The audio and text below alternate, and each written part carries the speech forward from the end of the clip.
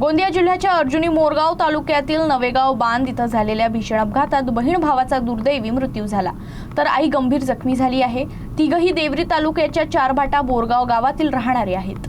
देवरी शहरातील वॉर्ड क्रमांक 14 मध्ये शहारे कुटुंब वास्तव्यास होतं।